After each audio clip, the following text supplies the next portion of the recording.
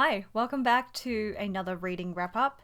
I am going to be wrapping up, summarizing. No, I'm just going to paste in the books that I read in May. And we are onto the second page now. So, yeah, it'll be nice to fill out this page a bit more. If you're new here, I am using my, I guess I never really said what this is, Midori MD. I never know what the books are called. I'm not a big notebook name person.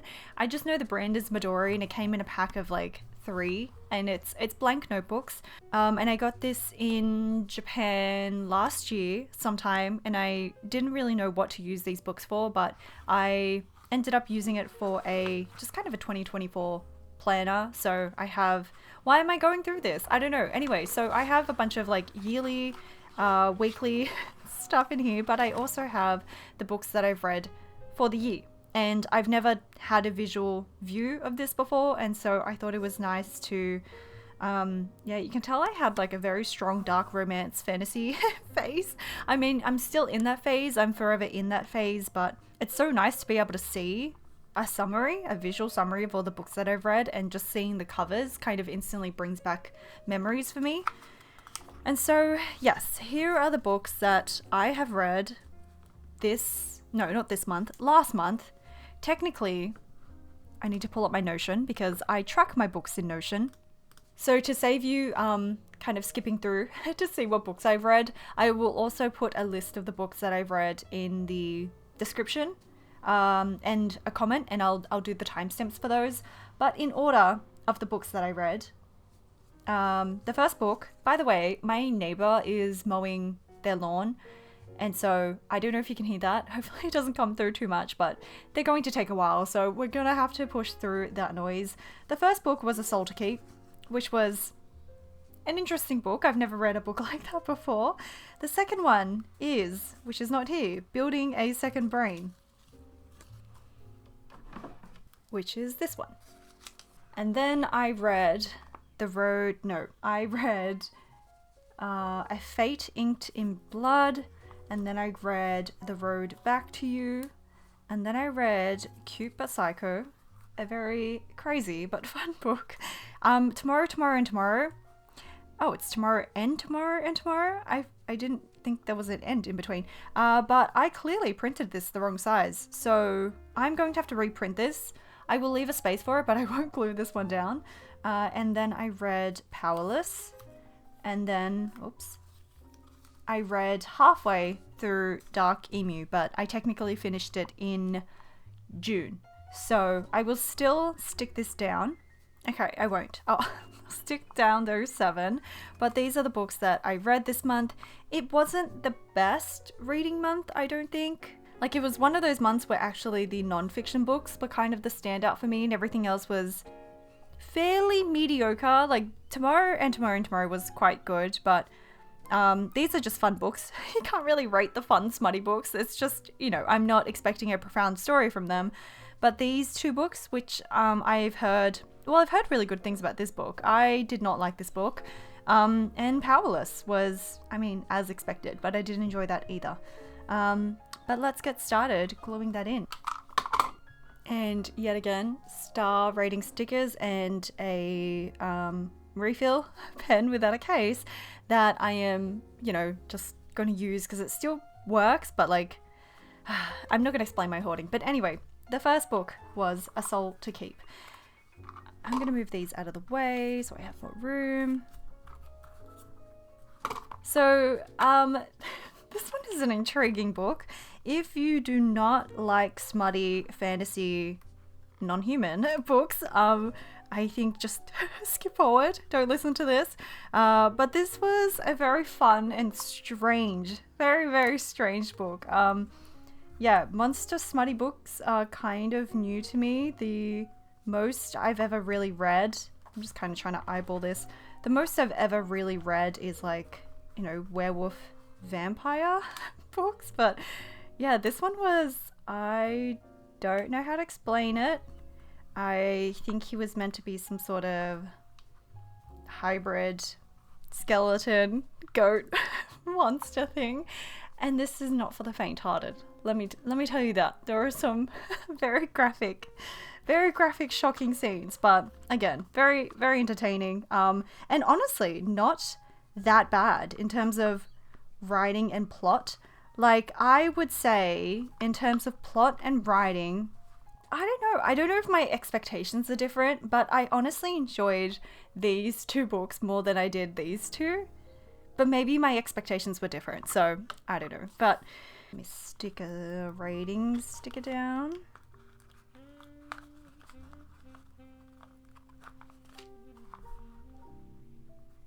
So I gave this book a 3. Because yeah, it wasn't great, but you know, it wasn't terrible. 3 is a solid rating. I need to put it in the actual pen case because I can't use it without it. So there is still ink in this pen, but it's skipping, so I can't actually write with it, but I can still use it to color in these stars. So I did give it a 3 stars. And surprisingly, there are like 7 books in this series with like different characters. Yeah, but it's interesting. It's definitely a more adventurous, fun book, let's say. The second book that I read was Building a Second Brain. So straight from a monster book to a business book, but this was a book for my, I don't really need this, a book for my business workshop tier on my Patreon. So I'm picking 4 business related books this year for my workshop tier to read, and it's not necessarily like they have to read it, but it's more that like you can read along with me. So I will read it and do a video summary for them, just kind of doing the takeaways of the book. But it was actually a very good book. I rated it a 4 stars, and it had been on my list for a long time, and it's pretty much about commonplacing, but less the aesthetic kind of commonplacing and more the traditional kind of just finding a place for everything. It's about organizing your information better. And so this would appeal to you more if you use Notion, especially Notion for information keeping. But yeah, I found the concepts that he covered not necessarily, you know, anything new or profound or anything I haven't really heard before, but I did really enjoy the way he talked about information, like how to store it, how to collect it, ways to approach projects, and how to just streamline your life so that you're not wasting time trying to find information, and basically using technology to do all the heavy lifting for you. And so I found it a very, very easy read. I do enjoy his writing style, and I also found it really refreshing. Like, it wasn't just aimed at entrepreneurs and business owners, but also just, you know, collecting information in general. If you're doing a house project, or if you're just doing some sort of project that requires research, or just collecting a bunch of information. So yes, I do highly... Oh, I think this pen is running out. I think we've officially run out, guys. Oh, it's officially gone. How satisfying. Okay, we're done with that. Let's switch to a different pen. This pen is also running out that I'm using for my life archives.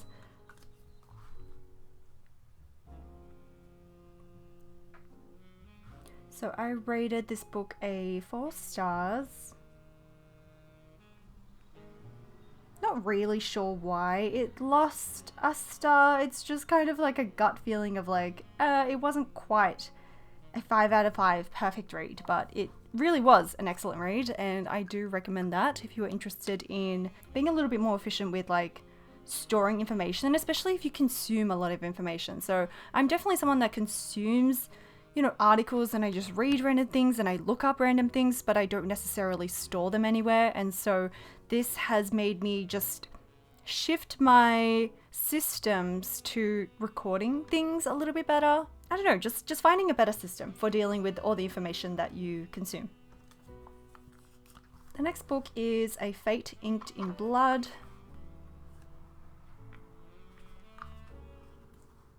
I think I saw this either, like, definitely someone recommended it on their page, either YouTube or Instagram. I can't quite remember.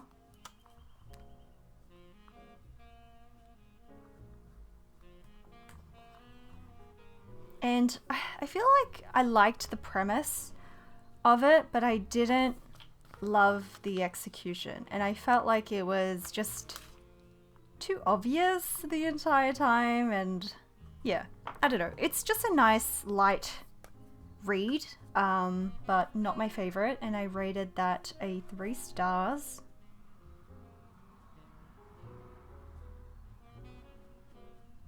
Also, let me know, do you prefer music on these videos, or do you just prefer dead silence? Just complete silence and my heavy breathing?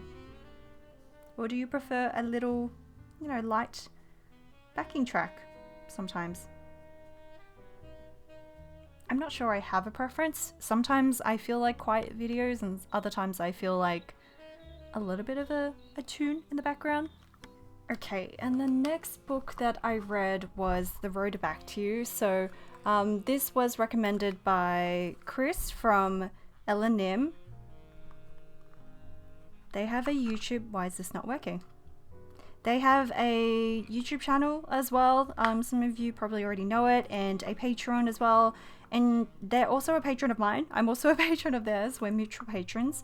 But they are an Enneagram expert, and they gave a list of books that they personally read to learn more about the Enneagram, and this was a great starter book. And yeah, I actually really enjoyed it. I have been loving learning more about the different types. I kind of started off learning only about my type because, of course, you want to know more about yourself. But now that I've got a good, you know, better understanding of my type, I wanted to understand different types better. Also because I have different types in my Patreon, and so it just not only does it help with friendship, definitely with relationships. So I'm a type 1, my husband is a type 9, and that's just a very interesting dynamic for me.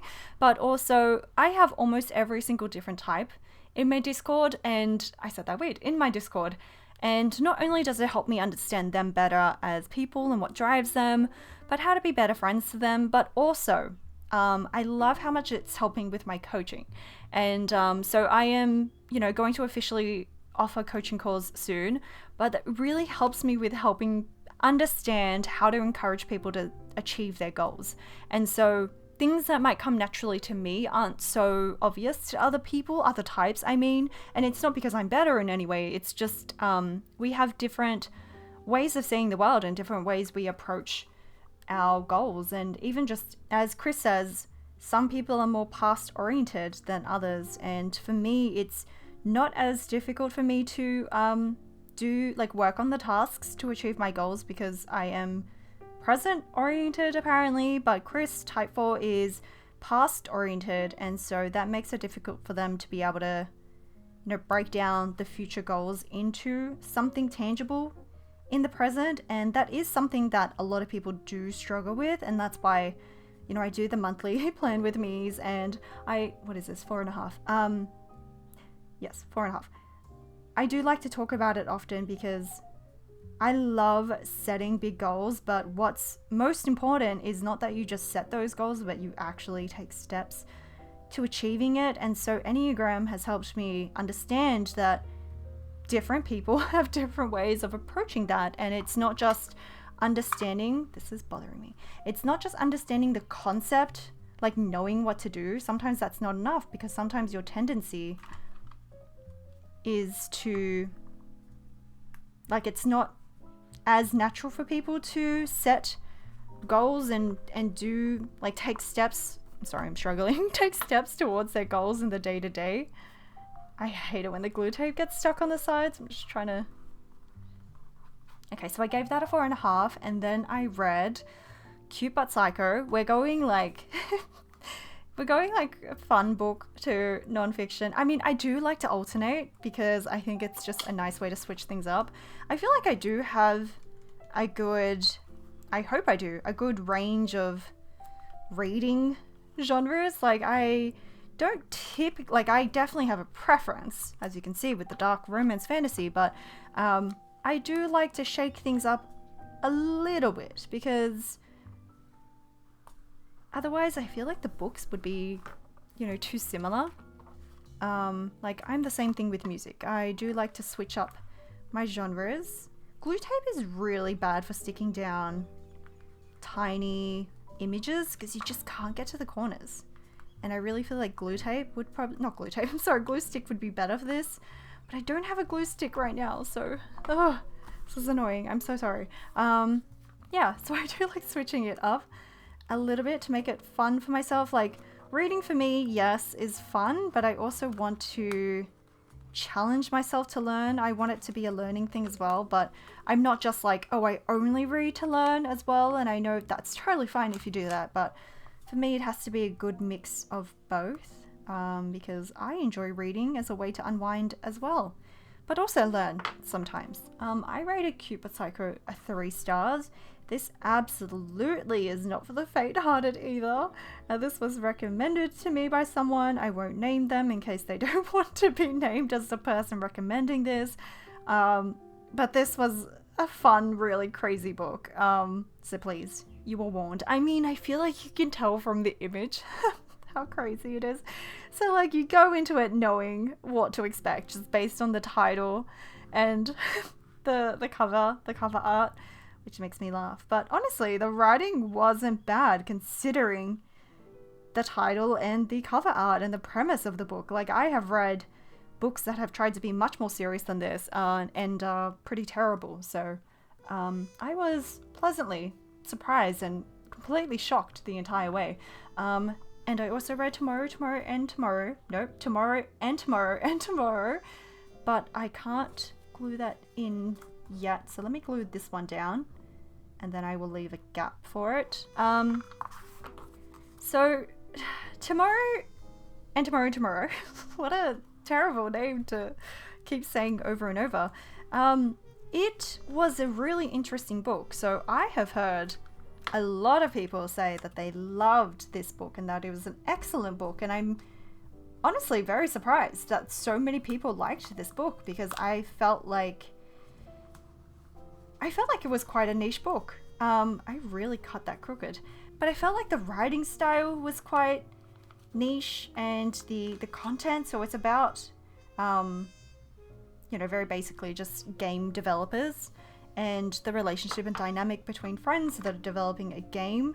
And yeah, again, I'm surprised that it became such a widely appealing book. I'm completely failing at this. So I rated the book a 4 stars, which is pretty high. And not because I loved the book. This one more is an objective rating.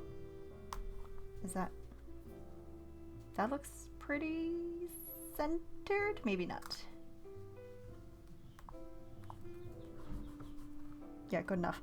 But objectively, it was an interesting book. I found it quite unique, and I found all of the characters mildly irritating. There were some very interesting plot twists. Like, it feels almost like a real-time, like, it's definitely character driven, but there still was quite a lot of plot carrying it. I don't know if that makes sense. And it was one of those realistic heavy books that, I don't know, it just definitely wasn't a light-hearted book, and I really appreciated the writing style, but there was so much reliance on miscommunication as well, and grudges, which I'm not a fan of. But at the same time, it is realistic, because there are people like that, you know, struggle to communicate. So it was intentional. It wasn't just miscommunication for the sake of an imagined conflict. But it wasn't my favorite book. And even though I did rate it so highly, I rated it highly because I appreciated the execution of it. I felt like it was done very well. I was interested in seeing where it went, and even though I didn't like the characters, I was still invested in the characters, and I find that objectively a very I don't know what the word is, Like, I really respect that. The ability for an author to make me feel invested in the story and the characters when I don't really like them. I feel like that's quite hard to do. And so that's why it got the rating that it did. But did I love it as a book? I would say no. And Powerless, which I think I stuck down crooked, I gave a 3 stars. This one has been on my list for ages because I see it everywhere and I just wanted to know what the hype was about, and I definitely wasn't expecting too much. And not to spoil anything, but there were definitely parts that were like unexpected for me, but I didn't find the whole thing very believable. Yeah, so it was okay. It was interesting. It was different enough that, you know, I was a bit surprised at it. Like, the characters didn't follow the same kind of tropes or like a cookie cutter character. But there was still definitely some cliches and stuff in there. And probably because I read this last, like other books are based on this. So it wasn't my favorite, but it wasn't the worst. So that's Powerless, and yeah, that's the last book. And which is good because these videos have been getting too long and I really didn't want it to be too long, but I think I will stick this in because it is loose. But I won't talk about this book until next month, I think.